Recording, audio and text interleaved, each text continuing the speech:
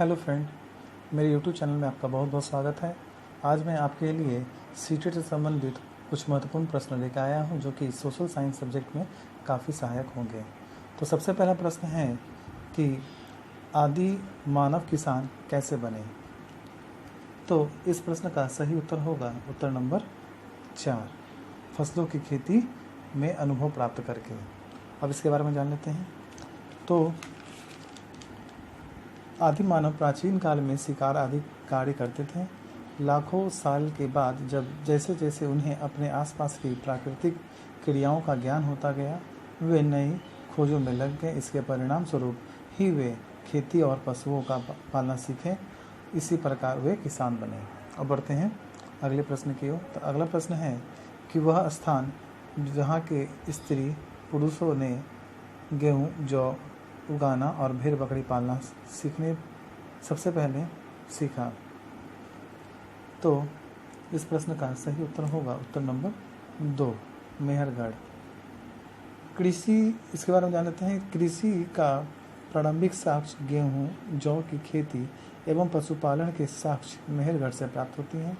Mehrgarh bread basket नाम से प्रसिद्ध कोची मैदान बोलन नदी तट यानी बलूचिस्तान पर अवस्थित हैं। अब बढ़ते हैं अगले प्रश्न की ओर। तो अगला प्रश्न है कि अशोक के धम्म के संदर्भ में क्या आ सकते हैं। तो इस प्रश्न का सही उत्तर होगा उत्तर नंबर 3, विशिष्ट देवता की पूजा। अब इसके बारे में जान लेते हैं। तो धम्म एक ऐसा सिद्धांत है जिसमें अशोक की अभिव्यक्ति इस प्रकार है: सभी धर्मों का सार समान है, वर्णों के स्तर पर भेदभाव नहीं किया जाना चाहिए, महिलाओं के प्रति प्रगतिशील दृष्टिकोण होना चाहिए, सभी लोगों के साथ मित्रतापूर्व संबंध होना चाहिए। अब बढ़ते हैं अगले प्रश्न की ओर। तो अगला प्रश्न है कि प्राचीन तमिल रचनाओं को संगम साहित्य कहा जाता है। इन्हें संगम इसलिए कहा गया है। तो इस प्रश्न का सही उत्तर होगा उत्तर नंबर 1, कवियों का सम्मेलन होने के कारण। अब इसके बारे में विस्तार से जान लेते हैं। तो दक्षिण भारत के प्राचीन इतिहास के लिए संगम साहित्य की उपयोगिता अनन्य है। इस साहित्य में उस समय के 3 राजवंशों चोल, चेर एवं पांड्य का उल्लेख मिलता है। संगम तमिल कवियों का संघ था जो पांड्य शासकों के संरक्षण में हुए थे। कुल 3 संगमों का जिक्र इतिहास में मिलता है। अब बढ़ते हैं अगले प्रश्न की ओर। तो अगला प्रश्न है कि निम्न में से सत्य कथन का चयन कीजिए।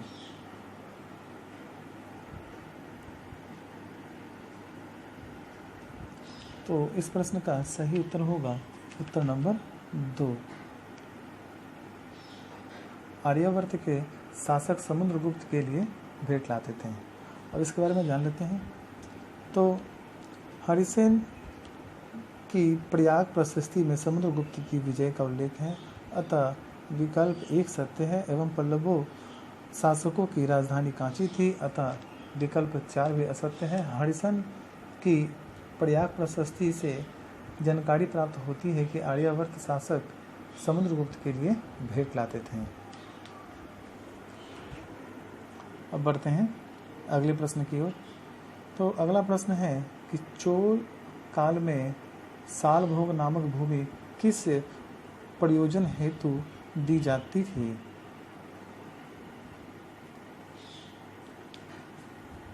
तो इस प्रश्न का सही उत्तर होगा उत्तर नंबर 3, किसी विद्यालय के रखरखाव के लिए भूमि।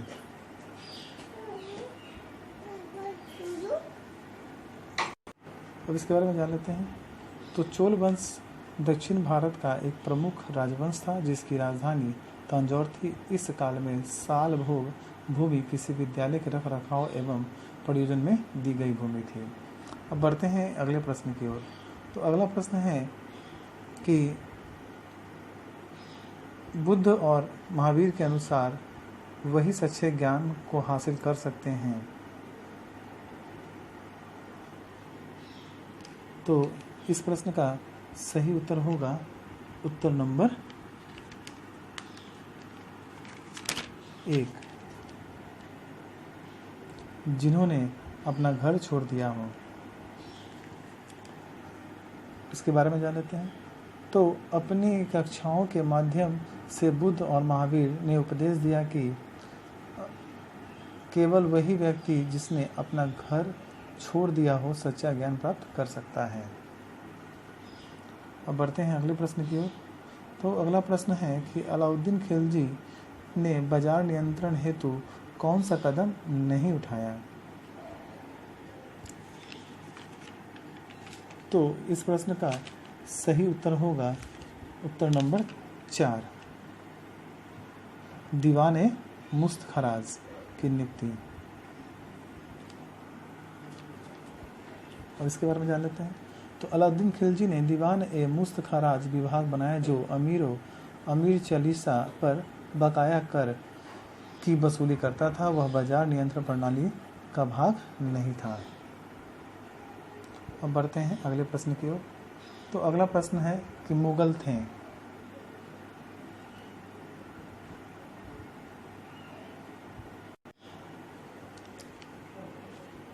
तो इस प्रश्न का सही उत्तर होगा उत्तर नंबर 3,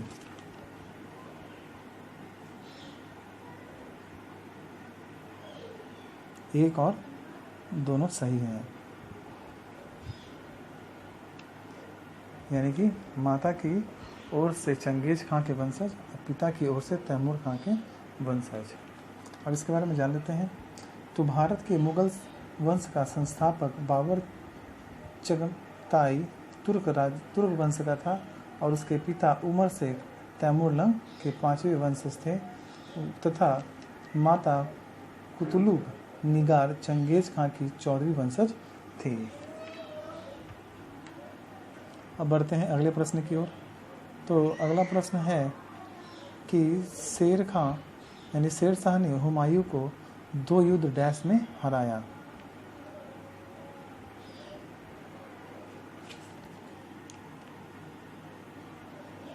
तो इस प्रश्न का सही उत्तर होगा उत्तर नंबर 1, चौसा एवं कन्नौज के युद्ध में। अब बढ़ते हैं अगले प्रश्न की ओर। तो किस शासक की मां राठौर राजकुमारी थी।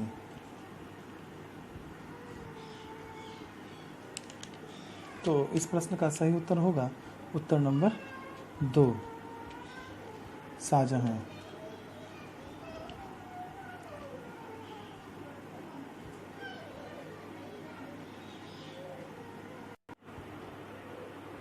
अगला प्रश्न है कि सुमेलित कीजिए। एक बार ये प्रश्नों को देख लीजिए और खुद से एक बार सुमेलित करने का प्रयास कीजिए।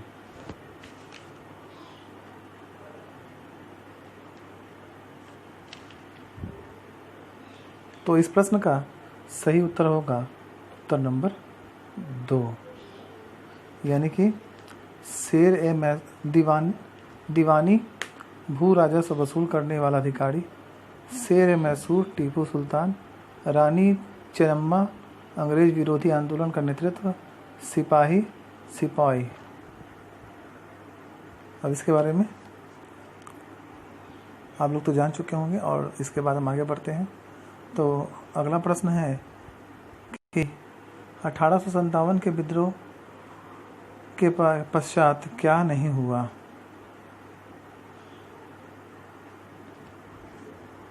तो इस प्रश्न का सही उत्तर होगा उत्तर नंबर 3,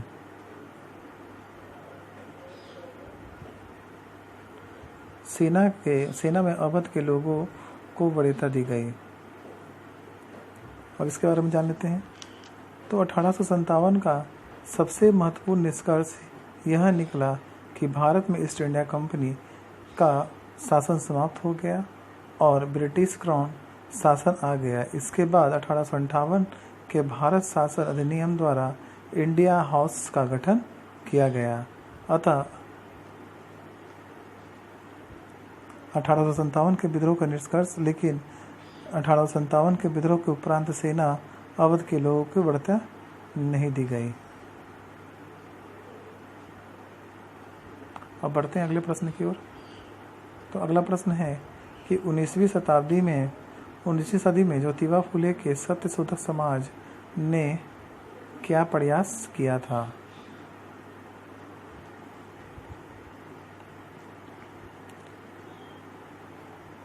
तो इस प्रश्न का सही उत्तर होगा उत्तर नंबर 1। दंभी ब्राह्मणों तथा उनके अवसरवादी धर्म ग्रंथों से नीची जातियों की रक्षा।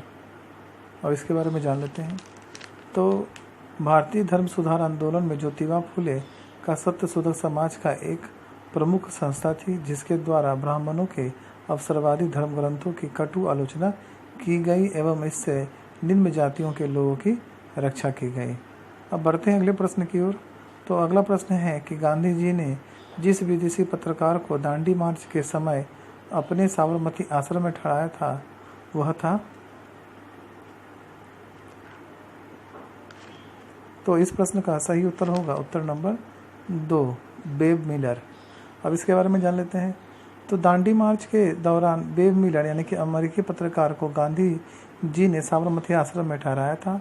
बेब मिलर ने ही सविनय विज्ञान आंदोलन के दौरान ब्रिटिश सरकार द्वारा की गई हिंसा को समाचार पत्र में प्रकाशित किया था। अब बढ़ते हैं अगले प्रश्न की ओर।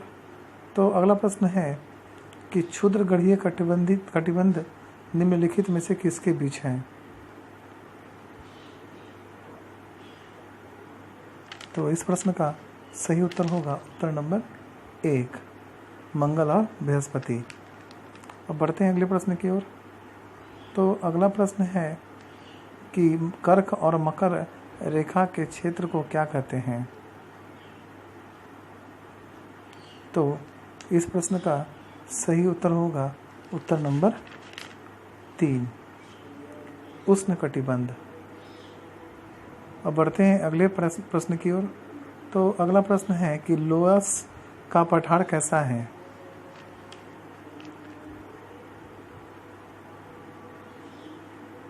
तो इस प्रश्न का सही उत्तर होगा उत्तर नंबर 3, पवनकृत। अब बढ़ते हैं अगले प्रश्न की ओर।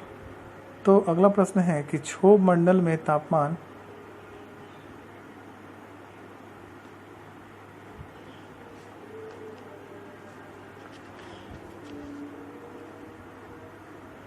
तो इस प्रश्न का सही उत्तर होगा उत्तर नंबर 1, ऊंचाई के साथ घटता है। अब बढ़ते हैं अगले प्रश्न की ओर। तो अगला प्रश्न है कि सोन, नर्मदा तथा महानदी कहाँ से निकलती है? तो इस प्रश्न का सही उत्तर होगा उत्तर नंबर 2, अमरकंटक से। और इसके बारे में जान लेते हैं। तो सोन एवं नर्मदा नदी मध्य प्रदेश के शहडोल जिले में विंध्याचल पर्वत श्रेणी के मैकाल पर्वत के अमरकंटक नामक स्थान से निकलती है, जबकि इसी पर्वतमाला छत्तीसगढ़ में महानदी का भी उद्गम का स्रोत है। अब बढ़ते हैं अगले प्रश्न की ओर। तो निम्नलिखित में से कौन सा एक सही सुमेलित नहीं है? तो इस प्रश्न का सही उत्तर होगा उत्तर नंबर 4, गुंटूर आंध्र प्रदेश चूड़िया। अब इसके बारे में जानते हैं। तो गुंटूर आंध्र प्रदेश तंबाकू, लाल मिर्च एवं कपास के लिए प्रसिद्ध क्षेत्र है, जबकि सीभू लोह अयस्क एवं मध्य प्रदेश का कटनी शहर सीमेंट व पत्थर उद्योग के लिए प्रसिद्ध है। पश्चिम बंगाल में अवस्थित रानीगंज की कोयला खदान भारत की पहली खदान उत्खनन की दृष्टि से महत्वपूर्ण है। अब आते हैं अगले प्रश्न पे। तो अगला प्रश्न है कि प्राचीन काल में निम्नलिखित में से कौन सी धातु सर्वप्रथम लोगों के द्वारा इस्तेमाल की गई थी?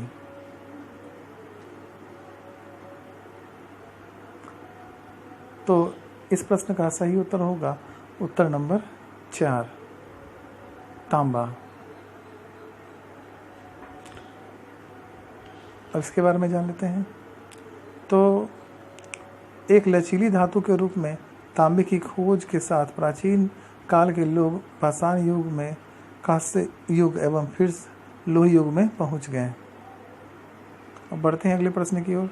तो एंडीज पर्वत श्रेणी में से किस महाद्वीप में स्थित है? एंडीज पर्वत श्रेणी निम्न में से किस महाद्वीप पे स्थित है?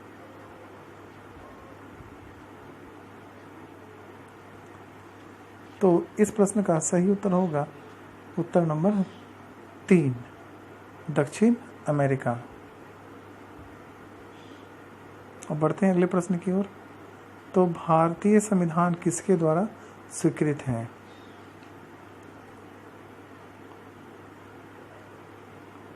तो इस प्रश्न का सही उत्तर होगा उत्तर नंबर 4, जनता, भारत की जनता द्वारा।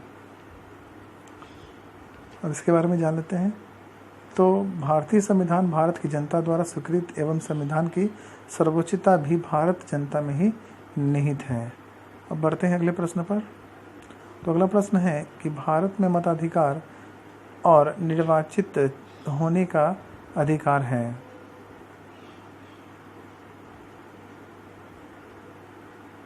तो इस प्रश्न का सही उत्तर होगा उत्तर नंबर 1, संवैधानिक अधिकार। अब बढ़ते हैं अगले प्रश्न की ओर। तो अगला प्रश्न है कि मौलिक अधिकारों में कौन सी बात की स्वतंत्रता नहीं है?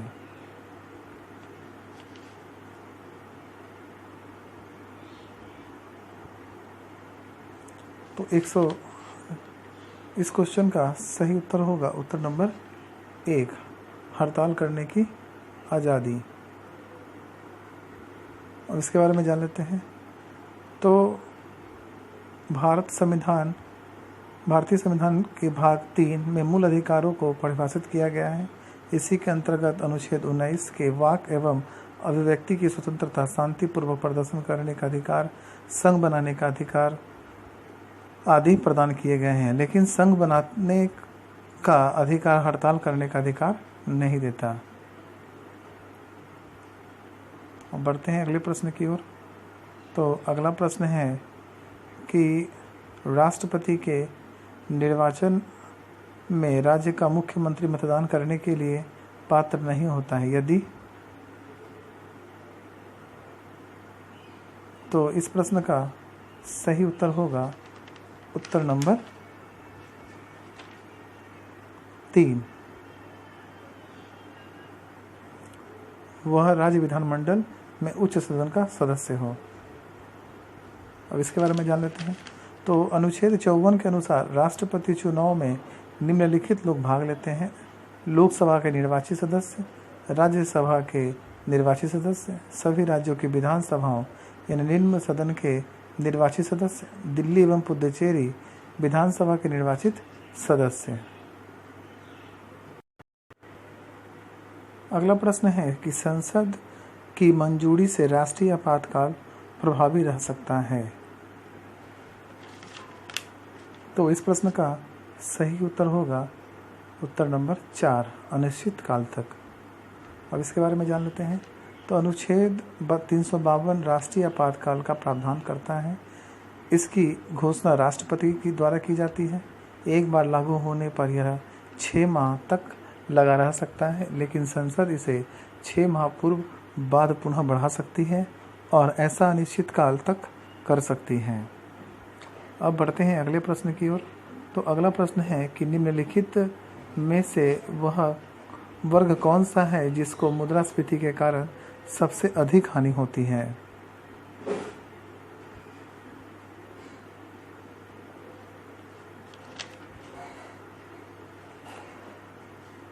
तो इस प्रश्न का सही उत्तर होगा उत्तर नंबर 2, लेनदार।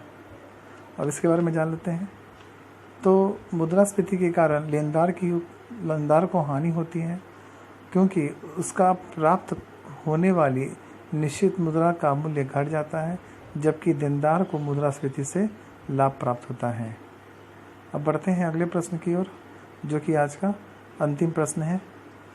तो प्रश्न है कि भारत में प्रति व्यक्ति आय कम रही है। तो इस प्रश्न का सही उत्तर है उत्तर नंबर 1, जनसंख्या वृद्धि के कारण। इसके बारे में जान लेते हैं। तो कुछ राष्ट्रीय आय की जनसंख्या से विभाजित करने पर प्रति व्यक्ति आय प्राप्त होती है। भारत की राष्ट्रीय आय में वृद्धि दर जनता वृद्धि दर से कम है, जो प्रति व्यक्ति आय में गिरावट का प्रमुख कारण है। अगर आपको ये वीडियो पसंद आए तो प्लीज़ लाइक, सब्सक्राइब, कमेंट और शेयर करना ना भूलें। धन्यवाद।